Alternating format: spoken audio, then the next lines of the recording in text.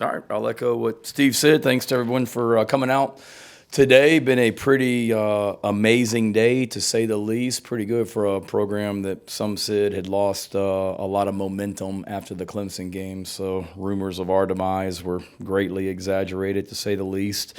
Obviously, there's ebbs and flows throughout recruiting, and the biggest thing is to just stay the course, and we certainly did throughout this process. To me, this day with a lot of these guys has been, 2 years in the making. I knew when I got hired in December of 2020. I mean, we worked really, really hard on the class of 21, or excuse me, the class of 2022, and but we were certainly behind the eight ball in a lot of ways when I got hired, because we hadn't spent as much time, and those prospects that are freshmen in colleges now really didn't know us. So we put a lot of effort into last year's signing class, but these guys that signed today, guys like Montague Rames and guys like Marquis Anderson and guys like Xavier McLeod, guys from here in the state of South Carolina, those are guys that from day one, we started recruiting heavily when I first got here, and it's great to see that come to fruition today. It's some great young men that we signed, but they come from great families, and it's a great group of people that we just added to our football program. I was in so many of these players' homes over the last few weeks, and told them all that this class we're signing, I'm really excited about their potential and ability as players, but I'm even more excited about the kind of people they are, the families they come from. Some great families in this group, without a doubt. From that standpoint, it's a great group. It's 9 states, represented. We signed 7, I believe, from the state of South Carolina. We always want to start here in this state. If you look at the rankings of the top players in South Carolina, we signed 3 of the top 4 in the state of South Carolina, 3 of the top 4 players in the state of South Carolina, which is huge. I say it all the time. That's how we got this program to a high level where we were playing for the SEC championship. It was doing it by keeping the best players in South Carolina at home. And, we did that for the most part this year as well. 6 young men that are national All-Americans that are playing in national All-Star games. 12 of these guys are multi-sport athletes. They're good students. We have 8 guys at well over a 3.0 GPA. We've got a graduate of Yale, in this recruiting class as well. So certainly bringing in great students also, which I'm excited about, and certainly we're not done. I mean, there's a lot of work still to do with the class that we're putting together right now. There's some young men that haven't made decisions yet that we're still recruiting, and that's in the high school ranks. That's in the transfer portal as well. And then there's also guys, I'm sure, that don't sign today that are waiting to make decisions in February that a lot of people know, one in particular who I'm referring to, and then there's some other ones out there as well.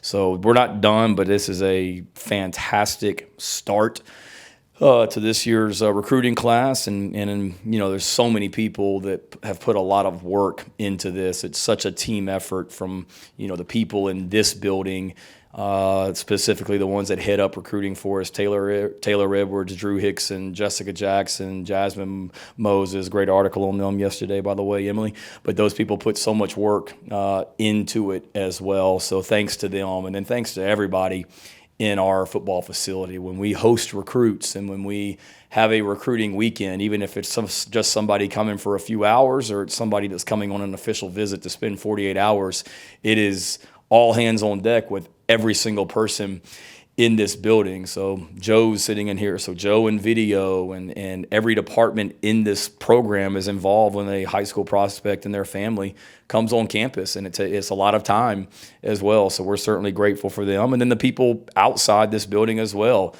Justin Light and the staff over in the Doty Academic Center for what they do with our guys from an academic standpoint on visits. When a high school prospect comes and we want them to talk academics because we've got amazing academics here, they spend time with everyone in the Doty Academic Center, and those guys to on and on, golf carts that we use for tours of campus, and hotels that we use for official visits, and restaurants, and on and on and on. So I could be up here all day thanking people, but there's a lot of people that put in a lot of time and effort into this, and we're appreciative of them. Like I said, we are not done yet, but we're off to a great start without a doubt, and we got better as a program for sure with these young men and their families today, on and off the field. So with that, any questions from a recruiting standpoint, football standpoint? I guess I won't talk to you guys till Jacksonville, so fire away with what you got. Shane, I don't know if you know right away, but right at ballpark figure, do you know how many of these guys will enroll early or be here for spring, that kind of thing? Got it right here in front of me, David. We have of the ones that we can talk about right now, there's 14 that'll be here for spring practice, and 15 that'll be here for spring practice, and then with some other guys that still have some decisions to make in different situations, could have more. But that's going to be huge because we do lose so many off this year's team. Just from a spring practice standpoint, to be able to get a lot of these guys in here. A couple offensive linemen, some defensive backs, tight ends, which will be huge. If we didn't have any tight ends coming, we wouldn't be able to practice during the spring from a depth standpoint. So thank God we got some tight ends that'll be here for spring practice. Since you alluded to the Yale offensive lineman, which of those transfer guys are you permitted to speak to us about right now? I believe I'm allowed to talk about let me see. I'm allowed to talk about Nick. So I'm begging forgiveness if I screw any of this up. I'm allowed to talk about Nick from Yale. I'm allowed to talk about Mario from Newberry. I'm allowed to talk about Nick from Florida. And I believe I'm allowed to talk about, so if I can, I'm sorry, we're going to talk about Trey from Arkansas. So, and I'm sure we can ask questions about them specifically later, but Grayson Howard, the high school level guys, seem to be like your kind of quarterback, like for lack of a better way to describe his personality. Yes. Can you speak to that a little bit? Yeah, Grayson Howard is unbelievable. When I told you guys last week about a text message that I got from a recruit saying we want people in this program that will die for this university, that was Pup as well. And he's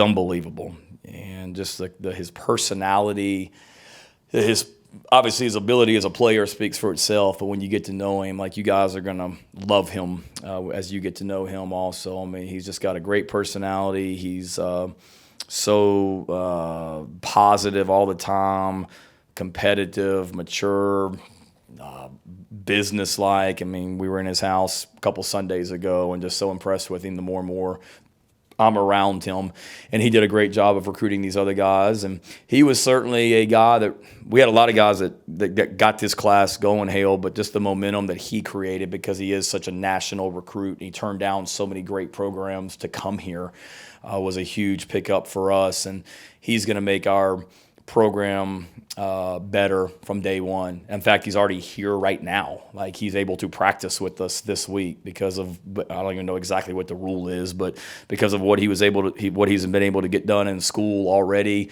and then what he was able to get done with the admissions process and everything here, he's cleared and good to go. So he actually practiced with us yesterday and practiced with us today, which tells you everything you need to know about the guy. Like, most kids would be at home, like, celebrating signing day and having parties and all that. He wanted to come up here and practice. So he's awesome.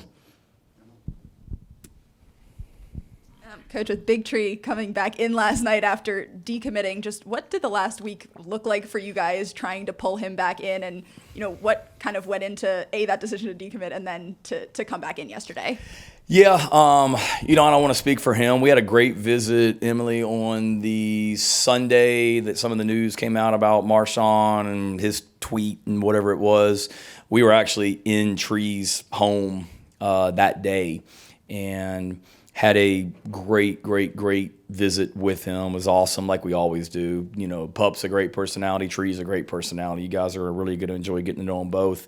And then the next day, I was in Jacksonville, Florida, and going to see, I think, Connor Cox that day. And then we met with Nick Elksness.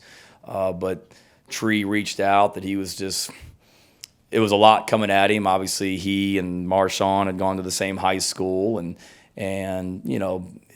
Tree's mom was out of the country that day. She was traveling back that week.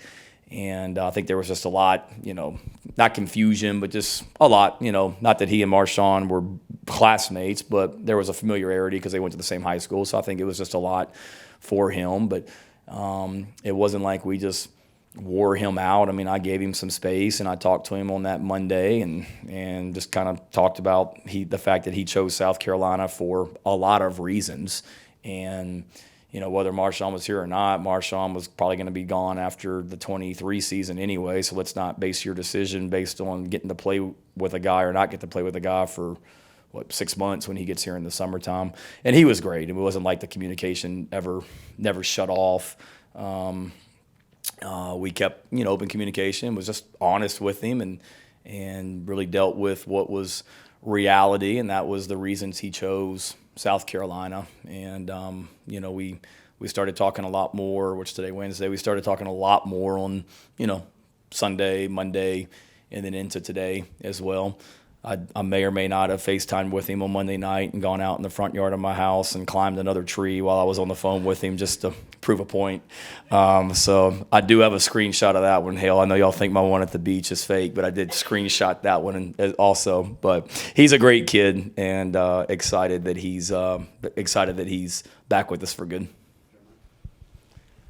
Hey, Coach, a little bit of a two-parter with this one, but obviously Trey Knox coming in from Arkansas. First part is, do you know if there's plans to bring other players from the Razorbacks through the transfer portal? And then also, I guess, what kind of role – I know he's new, but what kind of role will Dow Loggins have, I guess, with any of the lingering recruits that remain? Lingering recruits that we've been recruiting that aren't out there? Like guys that didn't sign with us today, you mean? Yeah. Yeah. First of all, on Trey, excited about him. Great player. Another great family. I asked Trey the first time I talked to him on the phone.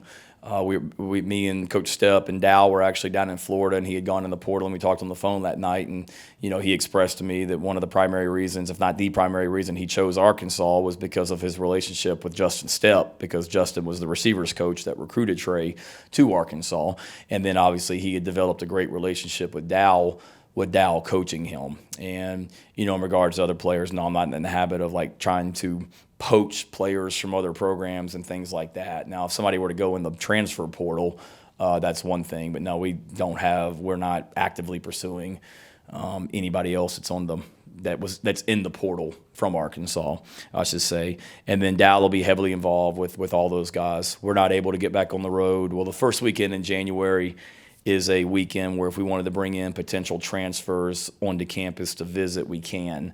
So there may be some guys that come in that weekend, which probably will. Dow will be involved with that. And then the following week is when we're able to go back out on the road recruiting for the rest of January. So he'll be on the road every single day, like all of us will be in the month of January, finishing up this recruiting class and getting a head start on next year as well.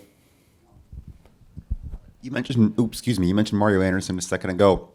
What kind of impressed you about him in the process of recruiting him from a D2 school? What stands out about him as a running back? Well, he's a Division II All-American, and some people say, well, that's not the SEC. Well, you know what? We took Carlins Platel from Assumption College, and people were probably like, what are you taking a guy from Assumption College for? Well, he's still playing with the Pittsburgh Steelers. That's why. And it was pointed out to me the other day, if you ask some of the stars from the Clemson game were transfers from Wingate, ETSU, and James Madison as well. Now the FCS is a little bit different, but what stood out to me than Division II, but what Newberry plays really good football. That's really good level of competition that he was playing against. He's an All-American. I guess he's up for the Player of the Year, if I'm not mistaken, for the whole country. You watch his tape, it's just a lot of long plays when you turn on the tape. And then just his story of, growing up in Charleston and going to Newberry and what he's done since he's been there and getting to know him. He came out to practice last Friday. He was out here at practice and spent some time with us and enjoyed getting to know him. And I think the biggest thing is he's a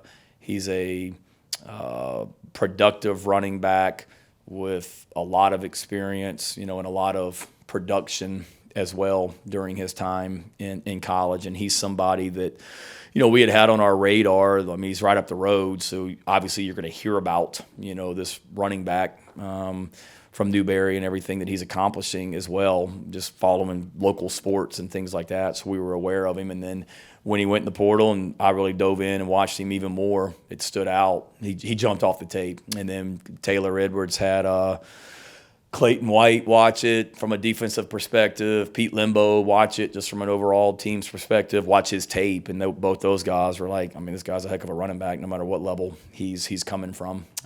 So we're excited to get him in here, and it's also a position that you guys know there's not a lot of depth in right now. With one having left in the portal, CBS being a super senior.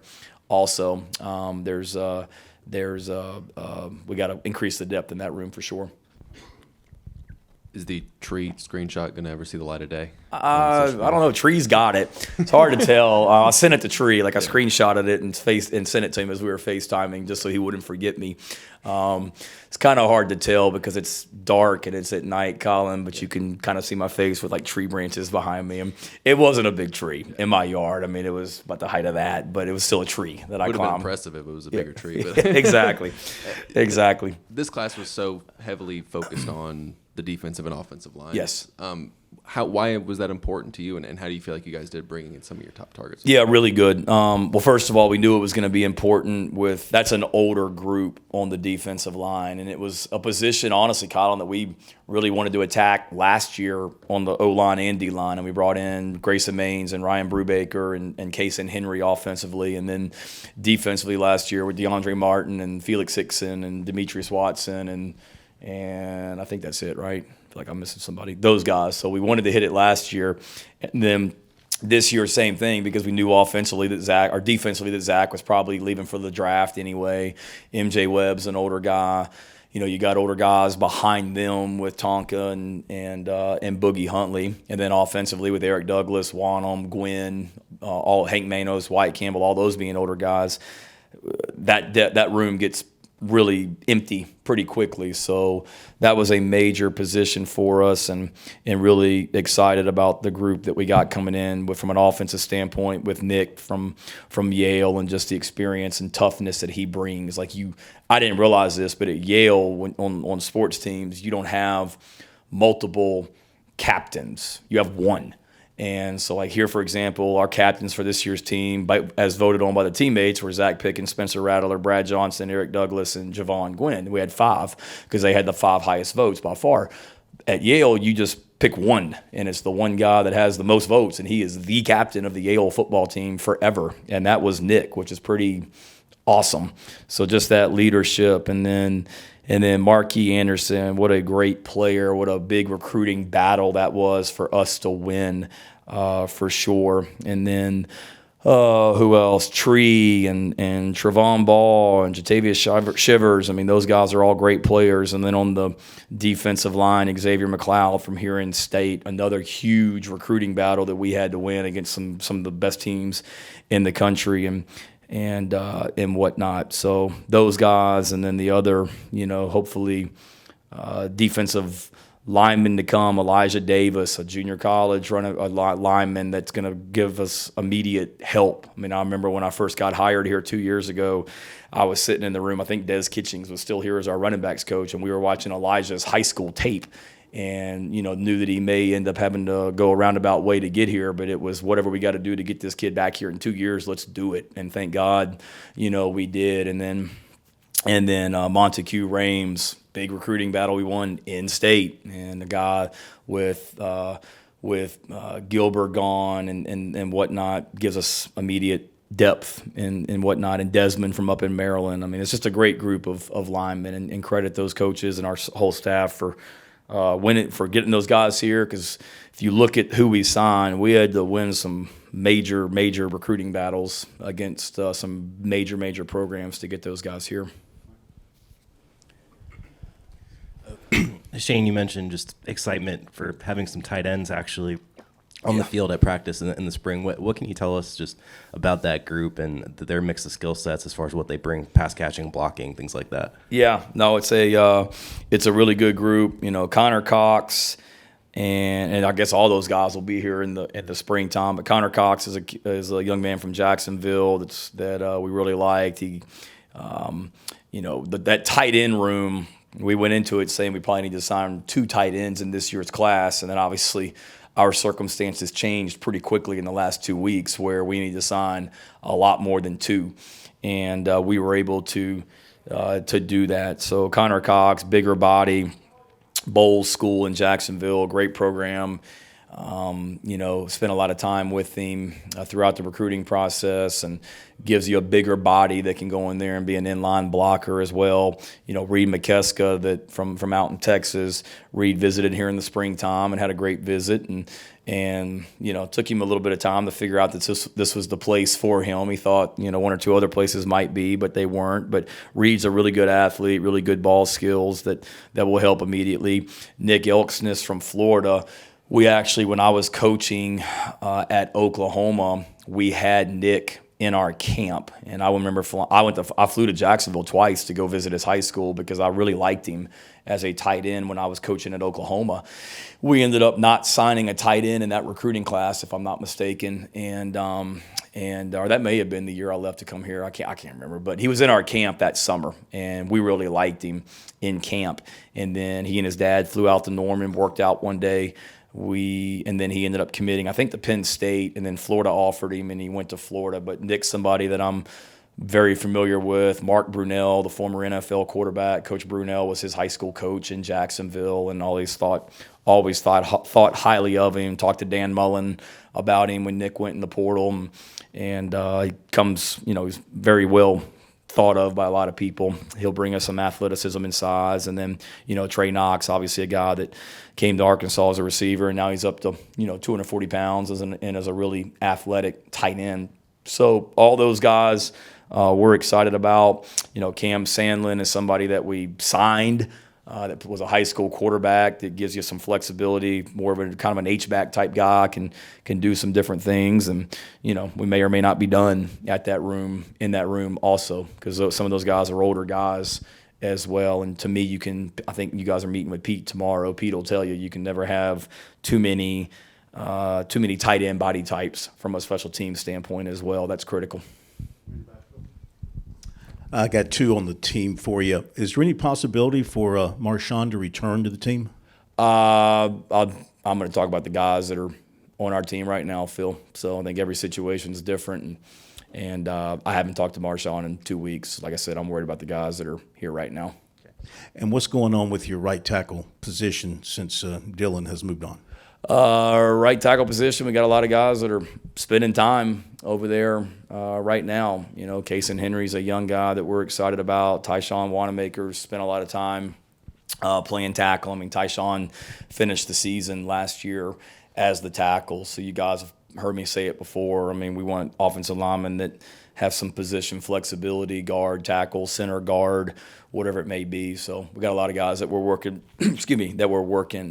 out there as well, and excited about them. I mean, there's some really good young offensive linemen that we have here in this program, and what an opportunity for some of these guys to play a more meaningful role in this bowl game against a really good D-line from Notre Dame.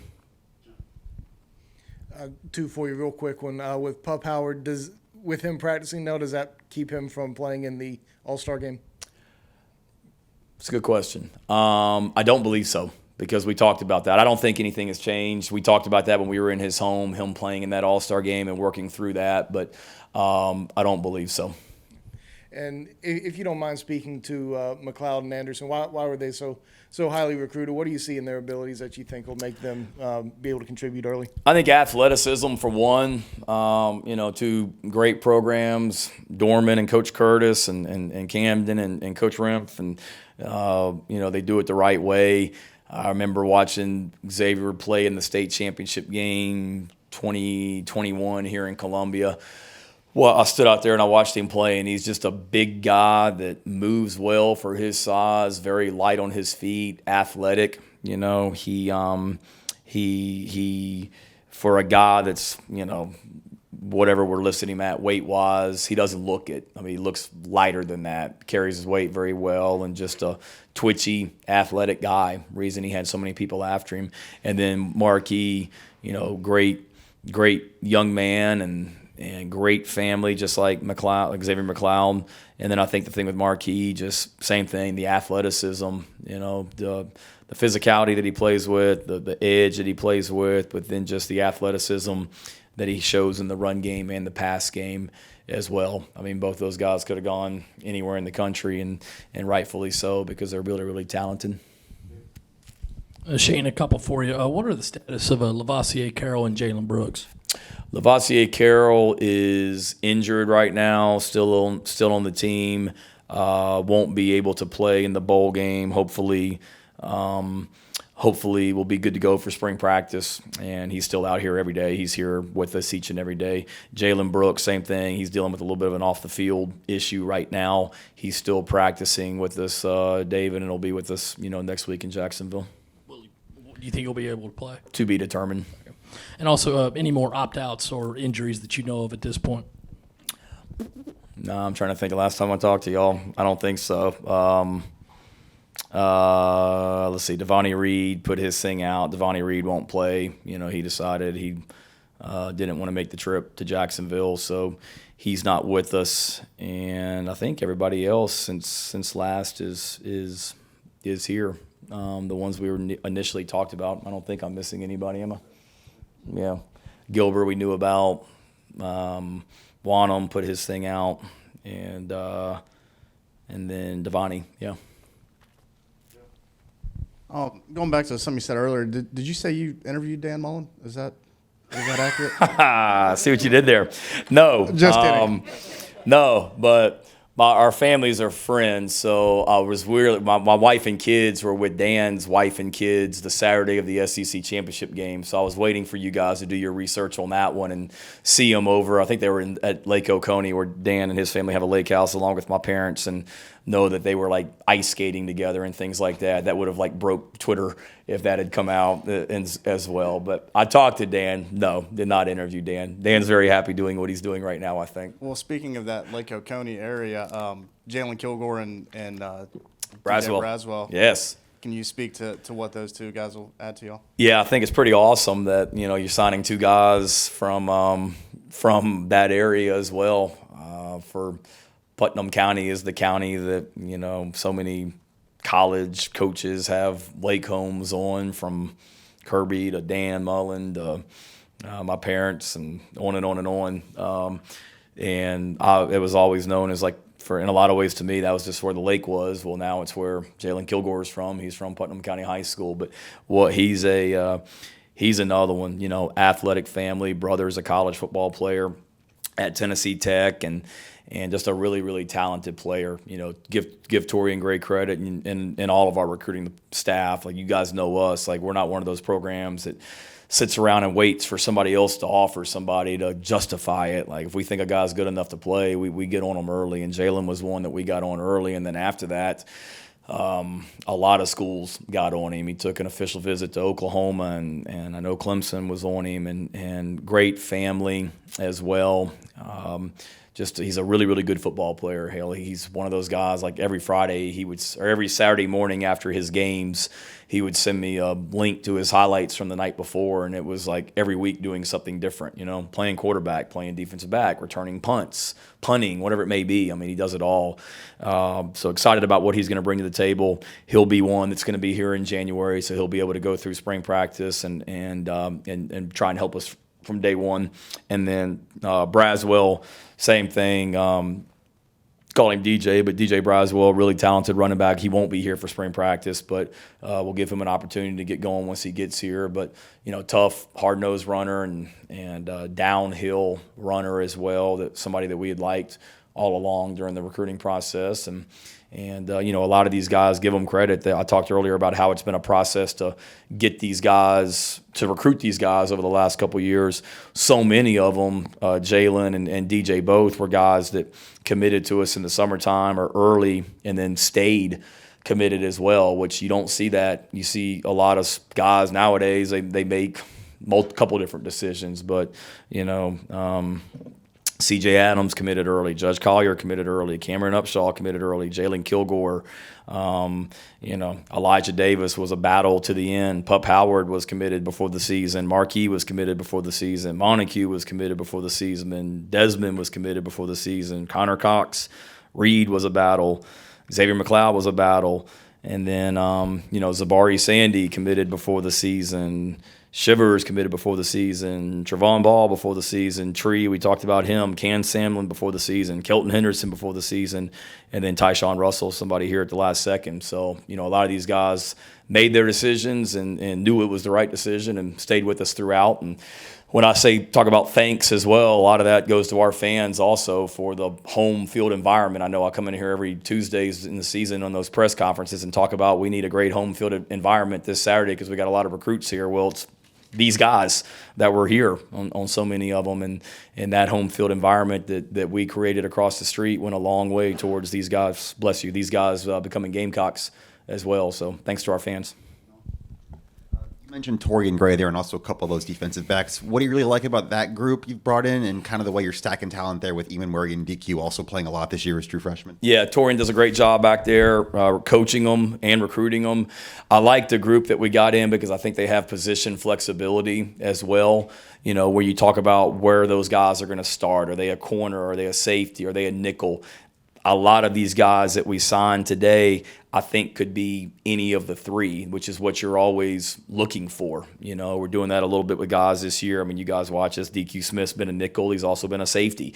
Kawan Banks has been a corner. He's been a safety. But the guys that we signed today, one, I love their size and their length because, you may get beat. You're going to get beat at times as a defensive back.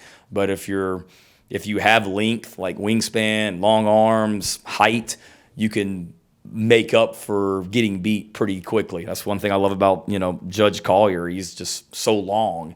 And you can say that about a lot of these defensive backs that we signed. So love their length, love their athleticism, and love the position flexibility that they can play multiple spots for us back there in the secondary.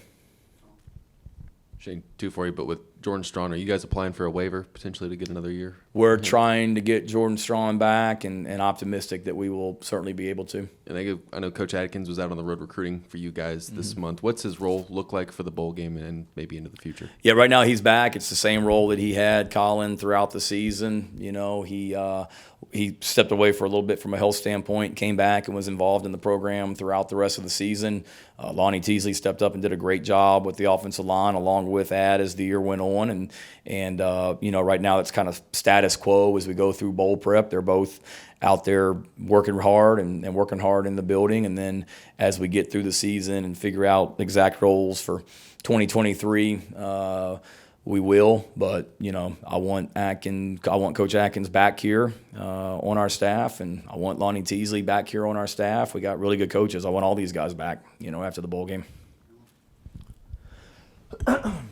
Shane, with Tyshawn Russell, he's been kind of a late riser. I think you guys were his first Power 5 offer. Just, what do you think has made this recruiting staff so good at kind of identifying those late risers? Because you had that with Nick and DQ as well. And, what stood out to you that, made you guys so confident in offering him? No, I'm glad you said that. I agree. One, just willing to turn over every stone to try and find prospects and just watch tape and trust the tape and not say, well, I like this guy, but he doesn't have any offers. So, next we look at it and really don't care. And I remember watching his tape. It was, during the season on Friday mornings during the season, all I do is just watch recruiting tape when I come in Friday mornings, early afternoon before we go get ready with our players.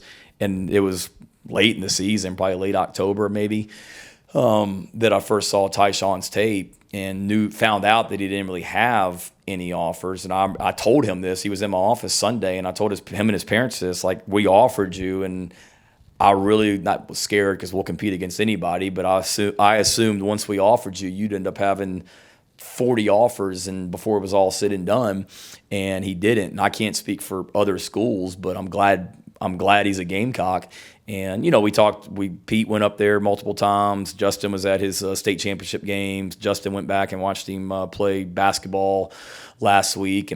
And I think he scored 4 touchdowns in his state championship game, for a really, really, really good program up in Pennsylvania. So he's got a lot of, and I mean this as a compliment, he's got a lot of Juice Wells qualities in him.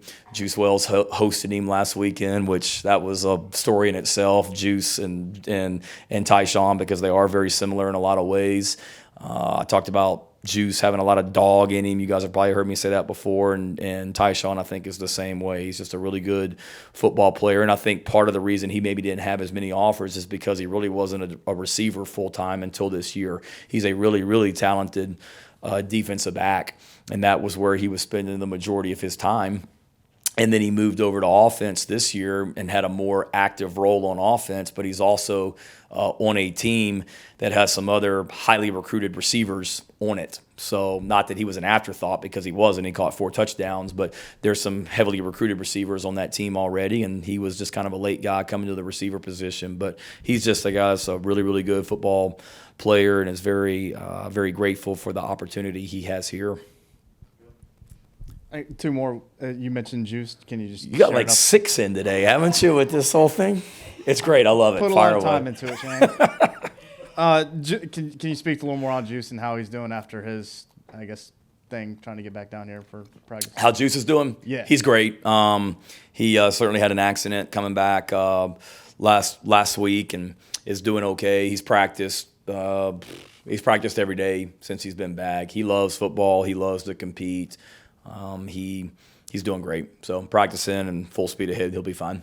And obviously, Tree was the, I guess, headliner of this year's recruiting battle with Maryland. Can you speak to what it's been like going head-to-head for a lot of guys with them here this season? With and them? Previous. I got to be careful because we're not done yet either from that standpoint. I don't know. I mean, there's a lot of programs that we compete against, and it's no secret that we're very, very, very active up in that region, the DMV, because there's great players, great programs, great coaches, and we will continue to be. And so many of them, they want to play not just SEC football, but they want to play football games in front of sold-out crowds. And if they want to play football games in front of sold-out crowds and huge environments and what football is supposed to look like, they need to come here, and we certainly give them that opportunity as well. And we've had great success with young men from that area that are already here in this program and have told them great things about what we're doing here.